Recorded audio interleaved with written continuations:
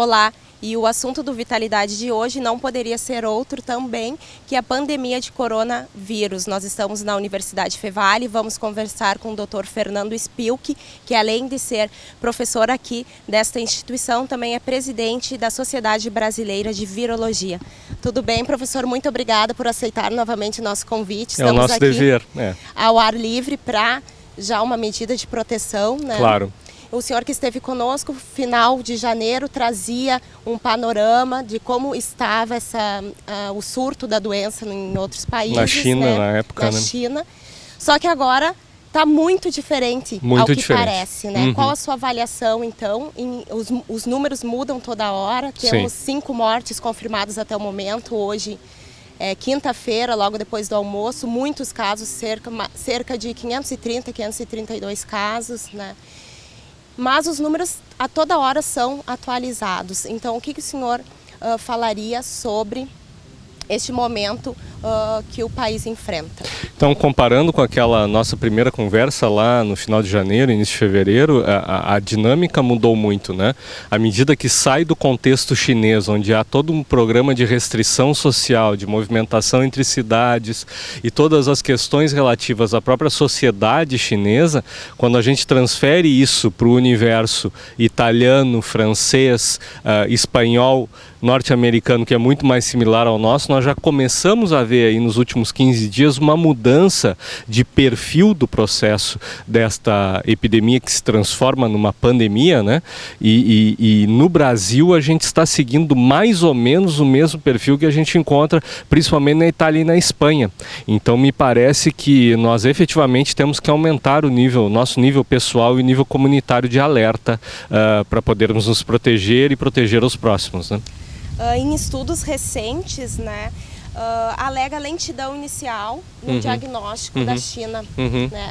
O que te parece a postura dos governantes brasileiros em todos os níveis, assim, nacional, estadual, municipal, e que reflexo isso pode trazer então na proliferação dessa doença da Covid-19? Na verdade, o diagnóstico ele é um problema até em virtude da questão da escassez de reagentes, de laboratórios para fazer o diagnóstico também, e isso com certeza não é um problema brasileiro, não foi um problema só chinês, muito pelo contrário, até ainda que eles tenham tido com certeza indivíduos que não foram ao diagnóstico molecular para então estabelecer uma medida de quarentena, mas eles com certeza abrangeram muito da sua população.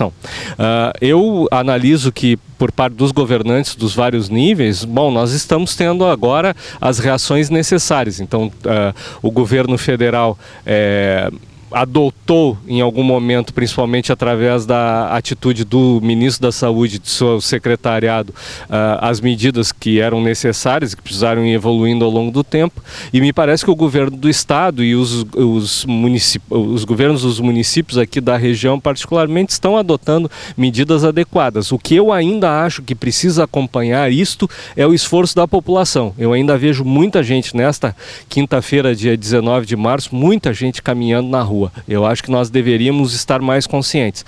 Existem, obviamente, atividades laborais que exigem, né, que o indivíduo se desloque, mas a gente vê hoje pessoas indo ao centro fazer compras de gêneros que não são de primeira necessidade, né? Então me parece que isso aí traz e nem é compra, às vezes é só olhar, né? Isso aí me parece que não é o mais adequado. Então não basta os governos atuarem, tem que a população atuar também.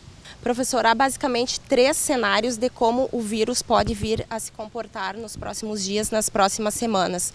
Alguns, né, mais críticos e outros não. Que medidas efetivas poderiam ser tomadas, assim, que seja conscientização da população ou mais medidas dos governantes, então, para achatar essa curva, né? E qual desses 3 cenários condiz mais com a realidade aqui do Brasil, do Rio Grande do Sul? A gente agora começa a tentar medir a performance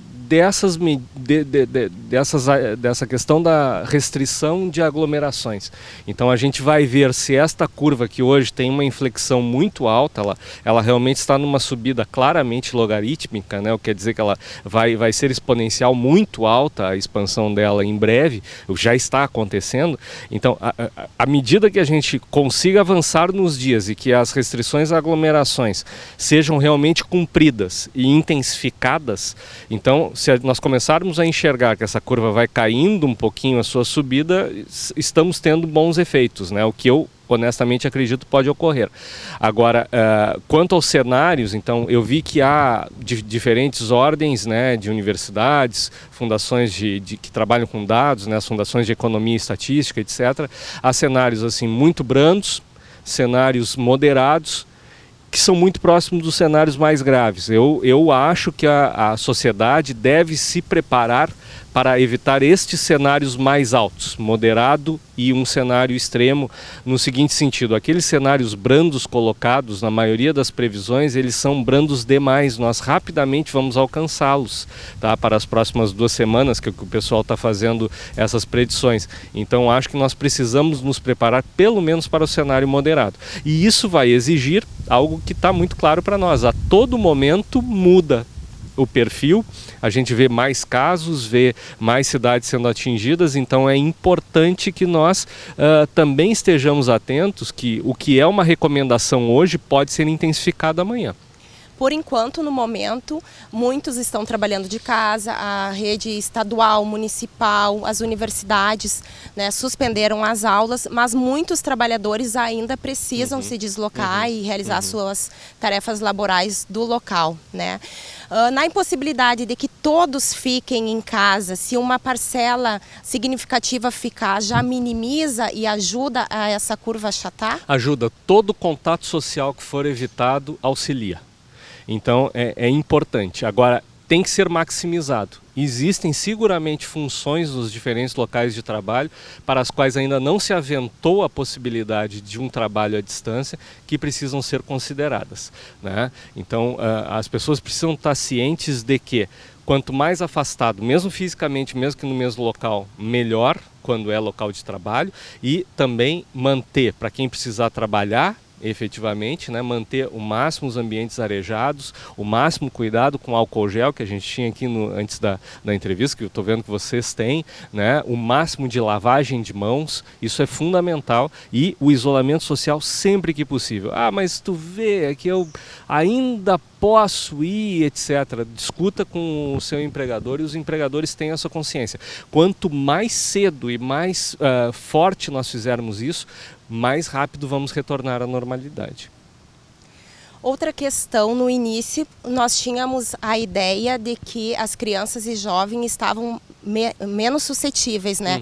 Continua essa informação, mais assintomáticos, às vezes, quando contraíam o vírus, mas também com uma imunidade melhor para resistir e não desenvolver a doença. Os casos inaparentes ou leves ainda são os mais frequentes, felizmente. Há poucos casos graves em criança, ainda que já tenham ocorrido óbitos em crianças. Mas, sem dúvida, mesmo com um caso muito brando, a criança pode transmitir. Além disso, a criança excreta o vírus, ao que tudo indica, né? Algo ainda a ser completamente comprovado, mas por mais tempo, inclusive nas fezes, do que nas secreções respiratórias. Então tem que ter cuidado, crianças pequenas, que a gente ainda faz a troca de fezes e tal, redobrar os cuidados de higiene. Quanto aos jovens e adultos, o que nós estamos vendo com a expansão da epidemia é que começa a acontecer mais casos graves, não no nível ainda que infelizmente ocorre em idosos, né, que a gente vê assim entre 14% e 17%, dependendo da população atingida, de óbito, né, mas nos indivíduos mais jovens a gente antes via por volta de 0,2%, 0,1%, quer dizer mais ou menos 1 para 1.000, 2 para 1.000 casos da doença resultando em óbito num adulto. Agora a gente está vendo algo entre 0,13 e 0,8, quer dizer, quase chegando em 1, né? Quase 1%, então 1 para cada 100 infectados. E os casos graves, no geral da população, 20% dos indivíduos que se infectam, né? Nas populações mais jovens ali, ainda por volta de 4 a 8% dos indivíduos, nas populações mais velhas realmente aí até 1/4 ou mais dos idosos necessitando internação e às vezes necessitando cuidados de UTI. Por uma característica, professor, do próprio vírus de atingir mais uma faixa etária, no caso a terceira idade, por muitos apresentarem sintomas assintomáticos, muitas teorias estão sendo criadas, né? Até de conspiração mesmo. Que informações o senhor traria a respeito disso? Olha, muito claramente, né, desde o princípio a gente já sabia isso, até por questões técnicas e as próprias questões de como nós sabemos que se dá a pesquisa, a ciência no mundo. Nós sabíamos, e agora está mais do que comprovado em mais de um estudo, de que este vírus não é algo fabricado em laboratório. Nós já sabemos muito claramente a origem do vírus. O vírus é um vírus que vem da fauna silvestre, isso a gente já conversava lá atrás, né? É muito claro, cada vez mais nós agredimos o meio ambiente, não dá para botar a culpa nos chineses, nós também não fazemos a nossa parte adequadamente, e tiramos o hábitat dos animais, aproximamos eles, entre eles, esses vírus circulam mais facilmente entre os animais e ao longo do tempo a gente entrando em contato ou com o próprio animal, no caso um morcego, ou com um animal que tenha sido infectado pelo vírus, chega na gente esses vírus que estavam lá em uma espécie de estabilidade na natureza, agora estão entrando dentro da nossa casa. Então o problema é basicamente impacto ambiental trazendo o vírus da fauna silvestre para a espécie humana. Professor, se fala também em escassez no Brasil dos testes para confirmar, então, a Covid-19. Por enquanto, eles são realizados através da secreção nasal. Sim. É o modelo mais confiável e se teria uma outra opção mais rápida feita pelo sangue, por exemplo? Na verdade, assim, os testes, agora até foram lançados alguns testes rápidos que o Ministério vai utilizar. A gente ainda acha, conhecendo mais ou menos o processo, que seria necessário em muitos casos a confirmação no laboratório mesmo, que são testes de altíssima eficácia que a gente tem, mas nós sabemos que qualquer uma das opções nós vamos ter dificuldade em termos da quantidade de insumos para prestar testes para toda a população. Então a população deve saber que quando lhe for negado um teste a alguém em algum momento de uma doença branda, não é por maldade das prefeituras, dos órgãos de saúde, é muito mais para reservar o material para quem realmente, onde é importantíssimo testar. Tá? Isso posto, tinha uma questão também sobre se é tão eficaz quanto a questão questão da coleta, né? Isso, a coleta secreção nasal. Pela secreção nasal. A secreção nasal é a mais indicada na maioria dos casos, sem dúvida, tá? Porque ela é muito fácil de fazer. Tá? E nos casos graves, a gente sabe, nos casos avançados, para analisar a carga viral, às vezes é necessário, mas aí o paciente já está internado e daí a gente normalmente vai ter que fazer uma coleta de secreções pulmonares, né? Mas ambas talvez devam continuar sendo o padrão ouro. Tá? Independente de qualquer coisa. Existe a possibilidade nesses testes rápidos de ver a resposta imune, então vai se coletar sangue, né? Vai se medir anticorpos de diferentes classes para ver em que medida o indivíduo está ou não infectado. Mas a detecção direta do vírus eu acho que ainda é onde devemos investir, detecção direta na secreção nasal dos indivíduos. Há diversos decretos estadual, municipais, aqui a gente vê pelas cidades vizinhas, também fronteira agora terrestre com a América Latina está fechada, muitos ônibus intermunicipais e interestaduais deixando de operar, mas parece que ainda há falha no sistema aéreo, né? Quando os estrangeiros ou mesmo pessoas que são brasileiras e que estejam em outros países chegam aqui, falta de orientação, encaminhamentos. Isso pode gerar um agravamento, na sua opinião? Na verdade, os aeroportos, eles é bem claro que eles necessitam ser mantidos por algum tempo, até porque as pessoas ainda estão se deslocando, né, retornando para sua casa, etc. Então me parece que isso é necessário, é fundamental. Quanto à questão do retorno, já há uma indicação muito clara do Ministério da Saúde, né, e ela é distribuída, ela é informada nos voos e nos aeroportos a necessidade de quarentena autoinduzida, né, que a pessoa fique 7 dias em casa, justamente porque a maior parte dos indivíduos tem um período assintomático de incubação de 5 dias. Então, nesses 7 dias apareceriam os sintomas e a pessoa daí evitaria, né, não só nesse período, mas depois de transmitir para alguém. Então, isso é recomendação importante. E pela via terrestre, aí está muito certo, né, fazer o bloqueio, porque as viagens, normalmente as viagens internacionais terrestres são muito longas e aí elas favorecem ainda mais a disseminação do vírus entre os passageiros, né? Já tem alguma notícia positiva e verdadeira em relação à vacina para, né, a Covid-19 ou algum remédio que possa ser utilizado em casos mais graves da doença? Quanto à vacina, há um esforço de muitos lugares, muitos países, há inclusive pesquisadores brasileiros trabalhando nisso nesse momento. E inclusive se pensa em cortar algumas fases de avaliação da vacina para que ela chegue o mais rápido possível. Mas eu recomendaria que as pessoas não esperassem para esta onda deste ano, deste vírus, a vacina para se protegerem. É muito difícil que essa vacina chegue ao mercado.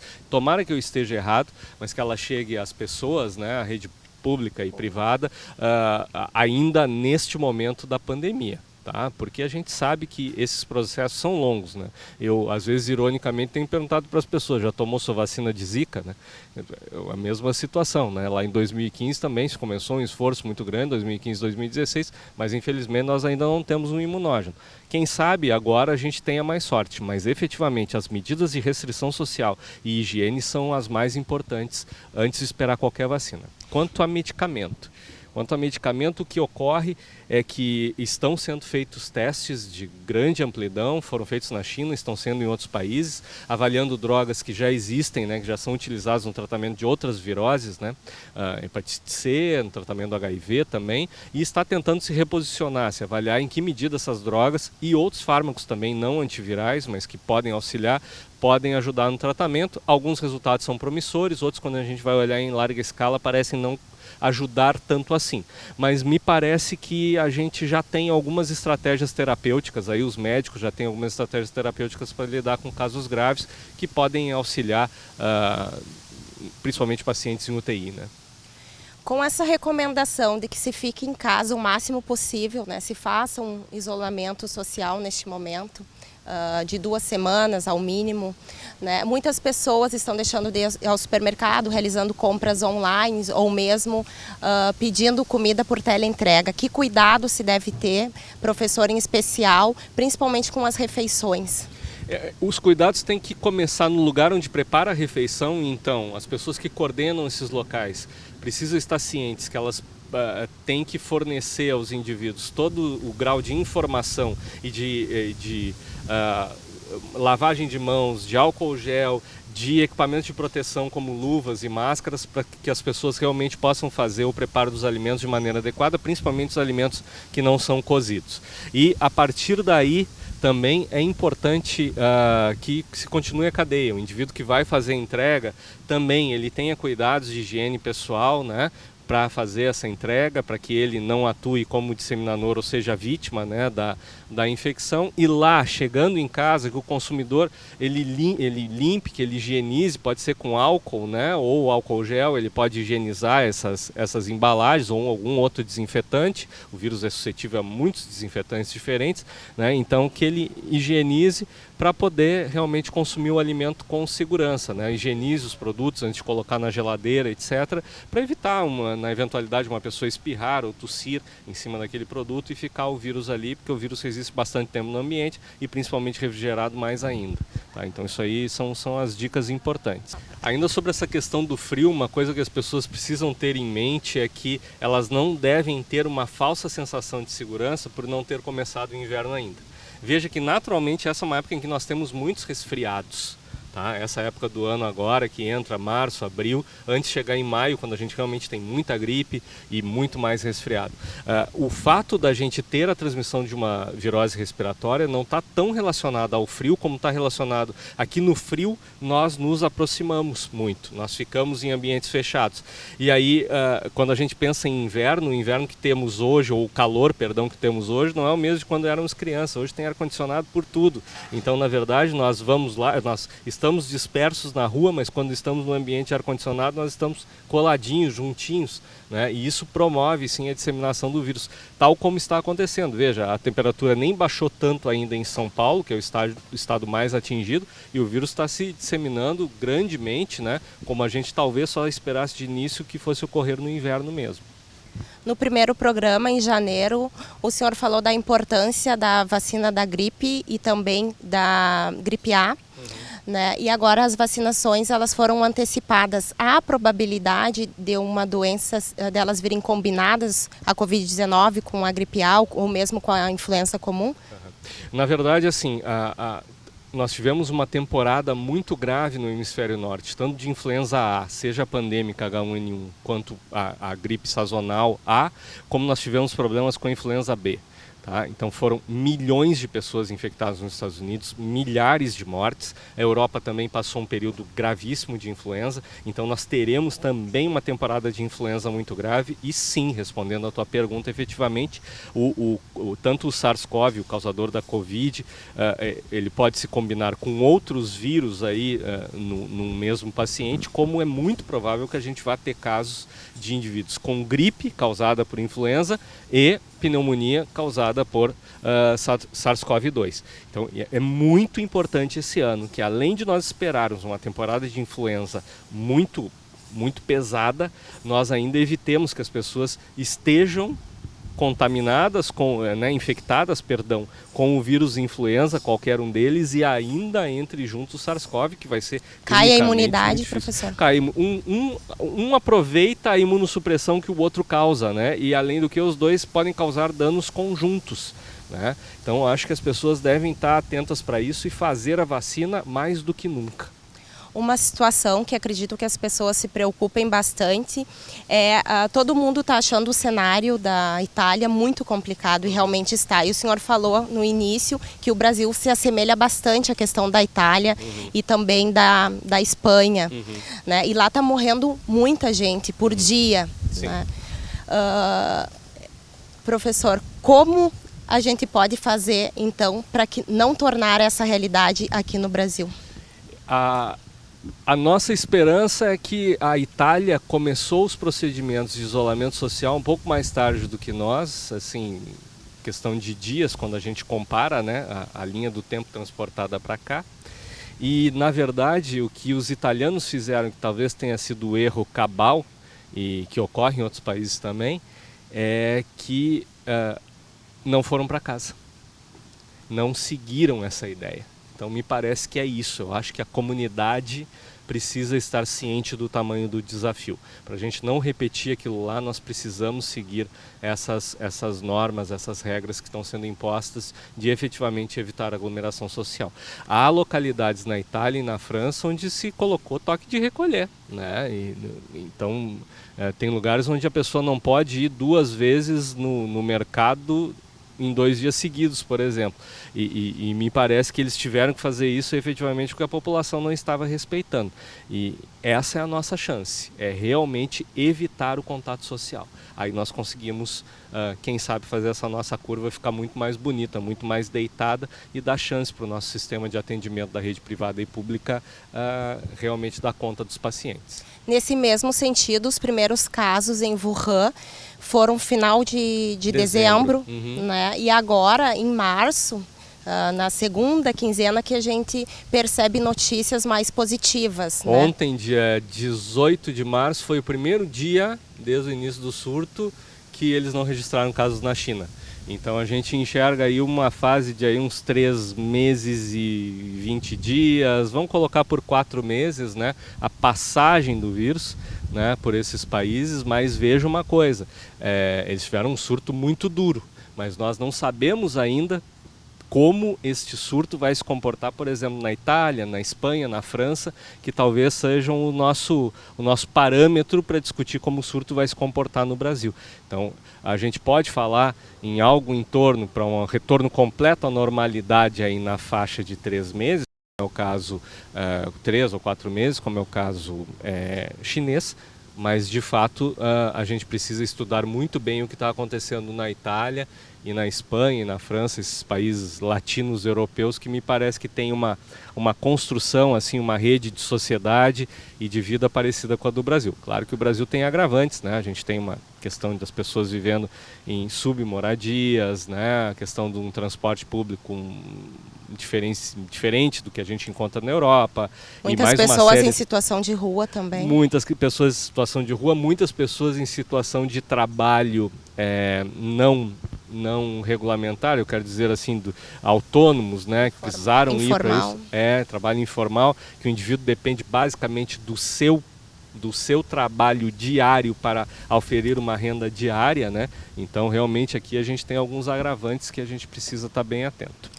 As pessoas têm uma ideia que início de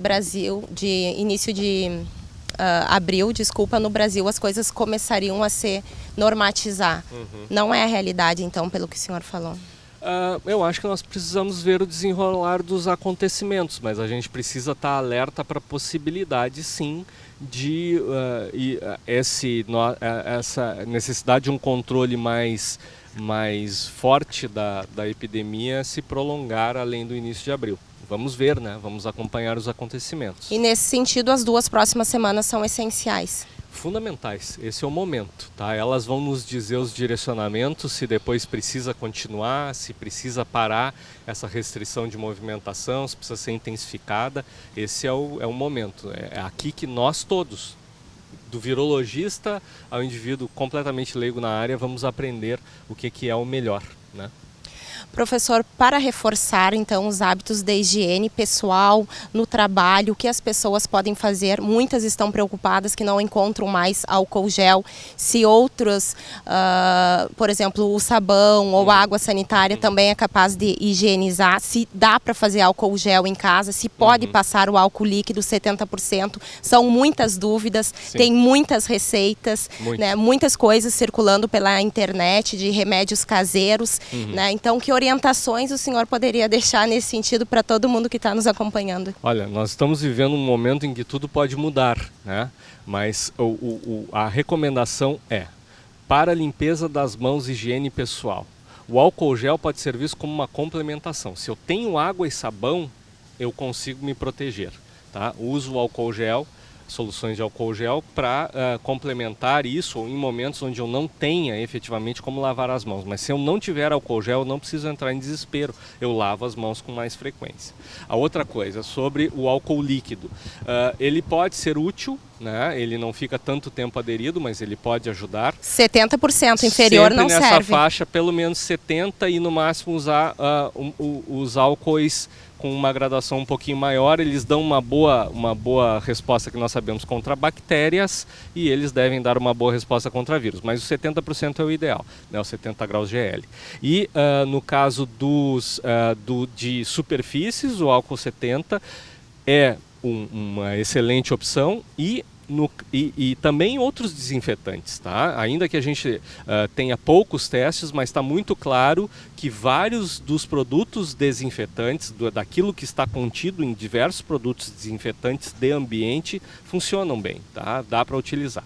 Quanto a fazer o álcool gel em casa, fazer misturas caseiras, transformar o álcool com mais graduação no álcool com graduação mais baixa, eu diria que essas não são as melhores práticas, as mais indicadas nesse momento.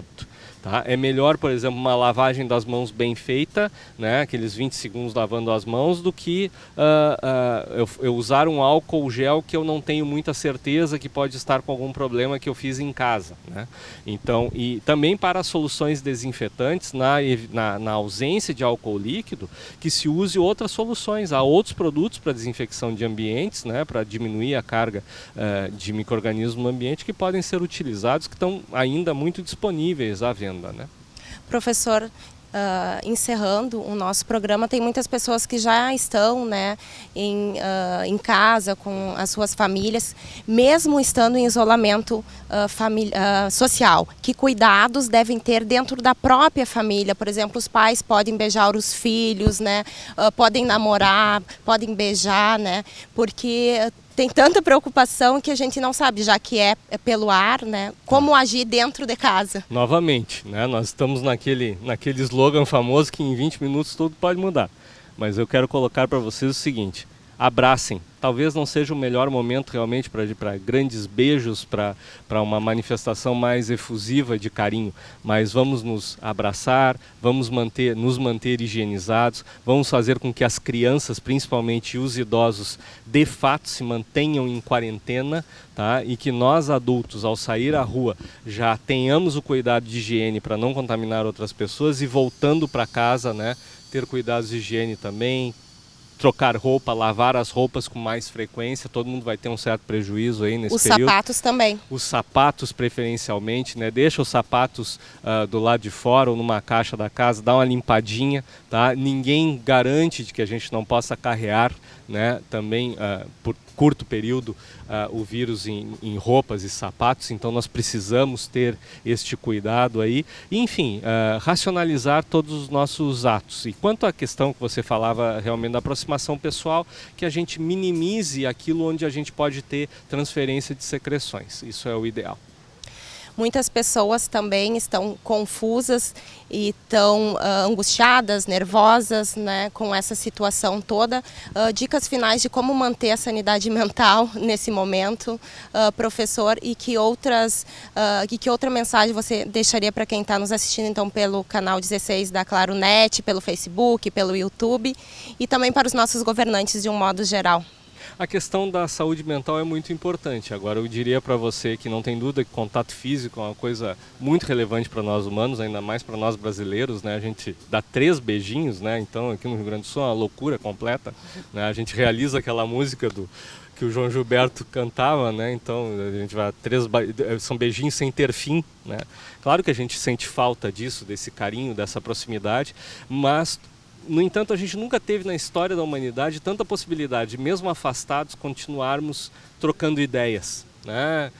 Conversando. E eu estimulo que as pessoas utilizem essa facilidade da internet para continuar com a cabeça boa, né? Trocando experiência, conversando sobre outros assuntos, sem desatender a questão da necessidade de se informar sobre a Covid-19, né? E para os governantes eu desejo que eles tenham o pulso necessário, né, para manter essa situação controlada ao longo do tempo. Seguramente terão de ser tomadas medidas impopulares, e também que é muito importante que todos nós demos o exemplo, né, que a gente, cada cidadão, os governantes incluídos, né, os gestores em geral, eles deem o exemplo de que é necessário agora, para um bem maior, a gente parar um pouco a sociedade. Uma das coisas também importantes em relação a essa questão da sanidade mental é que a gente vê as pessoas com muito medo, tanto de pegar quanto de poder estar transmitindo, né? Esse medo tem um lado bom, essa pessoa provavelmente vai buscar se quarentenar, né, ficar mais em casa, mas ele não deve levar a pessoa a um pânico, ok? Então, desde que a pessoa tome as medidas para evitar, né, praticamente as mesmas medidas que ela deve tomar para evitar se contaminar, são aquelas que vão ser muito boas para ela evitar passar a doença para outras pessoas, tá? E na evidência de sinais respiratórios, e a pessoa vai procurar o médico, ou são sinais leves que ela vai ficar em casa, que ela ainda percebe, né, como as instruções dos órgãos de saúde, que ela pode ficar em casa aguardando, né, para ver o desfecho da doença, a gente recomenda para doentes, efetivamente, na evidência de sinais respiratórios, o uso de uma máscara simples, tá? Cirúrgica. A cirúrgica, só para evitar que perdigotos, né, gotículas maiores e a secreção nasal sejam aspergidas no momento de uma tosse, de um espirro e por aí vai, tá? Se a gente se cuidar bem, se proteger bem e copiar essas mesmas instruções para quando estivermos doentes, a gente vai também ajudar a minimizar a transmissão. Professor, então cada dia novos casos, muitos casos, em algum momento vai acontecer que dentro do mesmo núcleo familiar uma pessoa tenha e outras não. Em algumas realidades é possível fazer um isolamento dentro da própria casa, claro. Mas a gente sabe que no Brasil, né, muitas pessoas dividem até o mesmo colchão, muitas vezes, né? Então, quais seriam procedimentos básicos que podem ser tomados quando já tiver alguma pessoa com a Covid-19? É importante nesses casos, seja no momento de uma quarentena, uma pessoa que veio de um local onde há o vírus circulando em grande quantidade ou sabe que teve contato com indivíduos que estavam comprovadamente infectados, ou ainda quando de fato está doente, que a pessoa utilize a máscara, que ela intensifique os cuidados de higiene pessoal e principalmente que já sejam adotadas nas famílias o hábito de já ter toalha de rosto, por exemplo, separada. Isso é muito importante para evitar a disseminação, independente já de casos que possam estar instaurados ou não. Outra pergunta que as pessoas fazem muito, se tu me permite, é sobre a questão do tipo de sabão, de sabonete, de sabão de barra a sabão líquido, tá valendo. Tá? É importante, porque o que acontece? O vírus ele tem um envelope lipídico, que é com aquilo que ele interage, proteínas que estão ali, que ele interage com as células do indivíduo que ele vai infectar, mas esse envelope lipídico é sempre muito sensível à ação dos detergentes, dos sabões.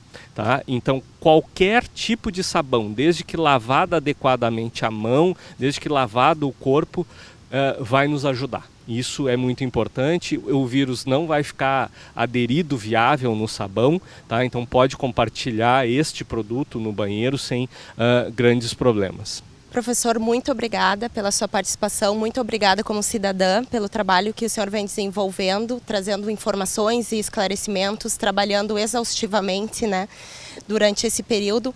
Espero que a gente converse em breve, trazendo notícias boas. Tomara. E de como o Brasil superou então Tomara. A Covid-19. Vai ter muita história maluca para contar. Em nome da Sociedade Brasileira de Virologia, do nosso grupo de estudos em virologia da Universidade Fevale, o qual eu represento, mas tem muitos outros docentes e alunos que trabalham aqui com a gente, eu agradeço muito à TV Câmara a oportunidade de esclarecer para o público e parabenizar o trabalho que desde o princípio, né, vocês têm desenvolvido no sentido de informar.